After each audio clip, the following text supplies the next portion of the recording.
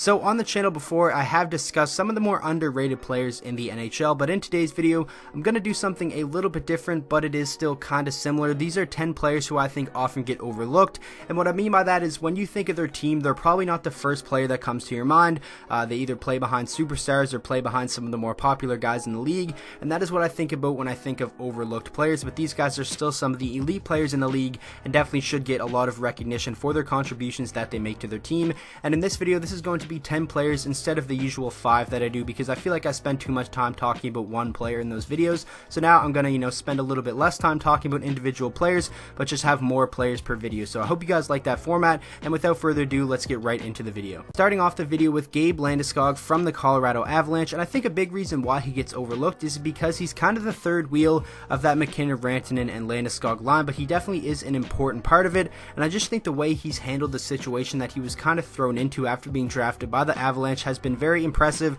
and just fantastic by Gabe Landeskog. He was kind of thrown into a fire, if you will. Colorado, they didn't have the greatest couple of years. He was drafted and then was named the youngest captain in NHL history at just 19 years of age, 9 months and 13 days. Obviously now Connor McDavid was the youngest captain in NHL history, but at the time that is still a tough situation to be put in, and I just think he did a beautiful job of handling it. And now obviously he has a couple of co-stars and is on a very good Colorado Avalanche team. 416 points for him in 579 games. This past season was fantastic, over a point per game, 75 points in 73 games. I just think he's a fantastic leader for this team, and in my opinion, he often gets overlooked. Next up, we have the player that was actually selected one pick ahead of Gabe Landeskog, first overall in 2011, and that is Nugent Hopkins from the Edmonton Oilers, a 26-year-old centerman, and he really did have a good, solid year, and I think a big reason, obviously, why he gets overlooked is because he plays behind two of the absolute best centermen that the NHL has to offer in Leon Draisaitl and Connor McDavid, and that is a pretty tough situation for Nugent Hopkins to be in, and I wouldn't even really consider him a number one center, but I think on a lot of other teams in a better position for him really to succeed, I think he could be up there and maybe be a 75 plus point scorer. He's played in 539 career games, has 382 points. This past season played all 82 and had a total of 69 points. The best season of his career so far, and hopefully something he can build off into next year and maybe get some more, supporting cast in terms of the wingers, and then maybe this Edmonton team could make some noise. But in my opinion, because he plays behind two of the best centermen in the league, Nugent Hopkins is definitely overlooked. Next up, we have, in my opinion, one of the more underrated stars in the NHL, captain of the Winnipeg Jets, and that is Blake Wheeler. And my friend, you guys know him, Patrick Laine, who is a Jets fan, pointed out to me that only 4 players have more points than Blake Wheeler in the previous 5 total NHL seasons, and that is pretty impressive. The players ahead of him are Sidney Crosby, who leads the way in total points scored over the last 5 years, then Patrick Kane 2nd, Nikita Kucherov 3rd, Alex Ovechkin 4th, and then Blake Wheeler 5th, and that is some elite company for Blake Wheeler to be in.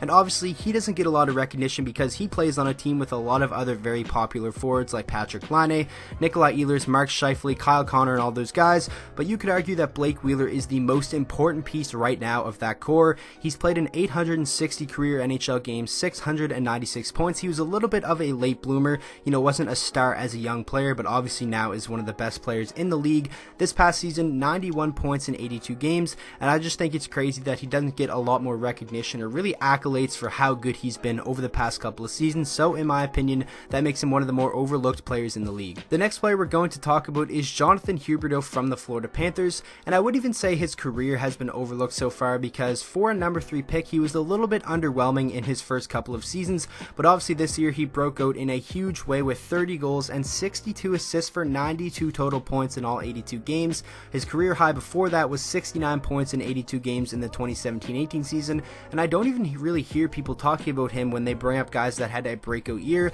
and I honestly think Jonathan Huberdeau's season that he just had was like the definition of a breakout season. Definitely something he can build on heading into next year, and it obviously does help that he plays with a lot of other talented forwards, but if this Florida team can just get the help from the back end and obviously get help from their new goaltender coming to town, I think they could be a very, very dangerous team in the Atlantic Division. The next player we're going to talk about is Joe Pavelski from the Dallas Stars. That just sounds so weird to say. Funny story, when I was actually making the graphics for this video, I originally had all of his stats and stuff with a teal background and the San Jose Sharks logo just because he still seems like a Shark to me. It's going to be very interesting to see how he plays with the Stars, but nonetheless, I think he's a very overlooked player. I think Joe Pavelski could score 30 goals in his sleep. This past season, as a 35-year-old, he had a 38-goal season for 64 total points, and he's just been so consistent for the San Jose Sharks ever since breaking onto the NHL scene in the 2006-07 season, and I think him heading to Dallas is a smart move for him because it just looked like things weren't going to work out in San Jose. They were never really going to make that jump into being a team that was a favorite to win the Stanley Cup. They did make it to the finals once with Joe Pavelski there in the 2016 season, lost to the Pittsburgh Penguins, and I just didn't really see them getting back there, and Joe Pavelski wasn't going to make as much money had he had stayed in San Jose that he would have with the Dallas Stars, so I think it really is going to be an interesting season for him. I think he's good for another 30-goal year next year, especially if he stays healthy, but in my opinion, especially over the past couple of years, he definitely has been one of the more overlooked players in the league. The next player we're going to talk about is the second Florida Panther in this video, but this time it's defenseman Keith Yandle, a 32-year-old defenseman, and while his defensive abilities aren't where they used to be back when he played for the Phoenix Coyotes and 2 years with the New York Rangers, his offensive game is at an all-time best right now in terms of his career. He just had a career high in points with 62 in 82 games, was a -17, but like I said, his defensive ability isn't really where it used to be, but now I think when you bring in a guy like Anton Strawman, who's a really reliable defenseman, and obviously a goaltender like Sergei Bobrovsky went on his game as one of the best in the entire NHL, I don't really think there's going to be as much pressure on Keith Yandle to be a really good two-way defender, and I think he can put a lot of focus on being the quarterback of that power play and, putting up a lot of points, getting the puck up the ice quickly to the really good forwards on this team. So I think Keith Yandle is a very, very important part to this Florida Panthers team that often gets overlooked. Next up, we have one of the best two-way forwards in the entire NHL, and that is Sean Couturier from the Philadelphia Flyers. He was a finalist for the Selke Trophy at the end of the 2017-18 season. That award eventually went to Anze Kopitar, and then this past season he wasn't even nominated or wasn't even a finalist. I believe it was Bergeron, Barkov, and Ryan O'Reilly, and I think Sean Couturier definitely should have got a lot more recognition than he did this past season. In my opinion, he is one of the more underrated players in the entire NHL, and I think a big reason for that is when you think of the Philadelphia Flyers, you probably think of Claude Giroux, Jakub Voracek, and those guys, but Sean Couturier quietly has been a very, very solid player so far in his career. 343 points in 578 games played, and this past season put up 76 points while still being, like I said, one of the better two-way forwards in the entire NHL. So in my opinion, this makes him one of the more overlooked players in the league, not just because of his offensive ability, but just his overall 200-foot game. Next up, we have our second player from the Dallas Stars in this video, and that is Alexander Radulov, and a lot of people might be thinking, wait, I think Radulov is overrated,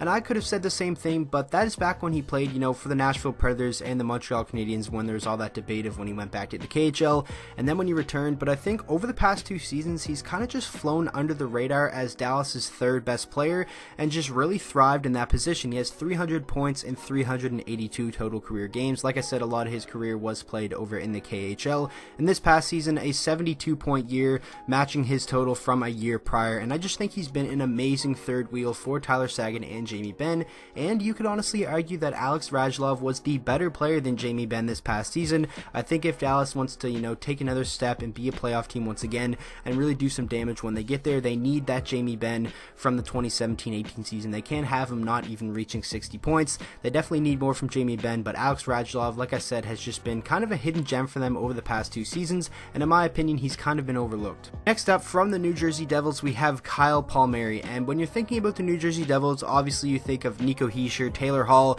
and now obviously Jack Hughes and PK Subban as well, and get excited about next season. But Kyle Palmieri is a piece that even I forget that they have, and he's a really, really good top 6 forward who can consistently score 20 goals, and I think especially next year, if all of the wingers and all the good players on the team can stay healthy, Kyle Palmieri should have no problem being a 30 goal scorer once again. This past season, 50 points in 74 games on a pretty bad New Jersey team, and in total 293 points in 496 career games. I just think he's a very, very solid complementary piece to guys like Nico Hischier and like Jack Hughes and like Taylor Hall that kind of flies under the radar, but definitely is a very, very important piece for this New Jersey team and will most likely continue to play a big role for them next season. And now finally, the last player we're going to talk about in this video, John Carlson from the Washington Capitals. In my opinion, it's a little bit ridiculous that he hasn't even been nominated for the Norris Trophy trophy over the past 2 seasons. In the 2017-18 year, 68 points in 82 games, had an even plus minus, so I guess, you can kind of take that into consideration. He didn't have the greatest defensive year,